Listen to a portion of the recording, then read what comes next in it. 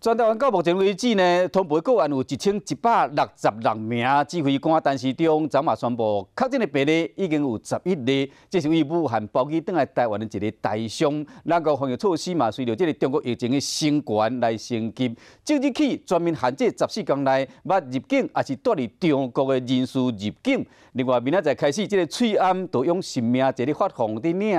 这个感染科医学会理事长黄立明是讲，希望好第一线人员先有翠安。虽然也是可以预期了哈，不过还是一个确诊的个案。武汉大伤包机回台，3名大伤出现相关症状。指挥中心指挥官陈时中初时宣布，其中1名大伤确诊染病。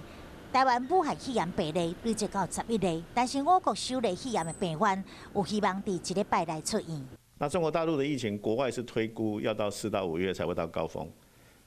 那所以呢，我们如果这个是一个事实的话呢，我们的防疫就至少会拖到5、6月。因为这个病毒很受重视，所以陆陆续续都有一些新的治疗出来。那目前我们熟知的就是第一个艾滋病的药会有效，干扰素可能有效。我国疫情控制了真好，感染科医学会理事长黄立明认为，是毋是当有效的降温呢？也是要看中国如何处理。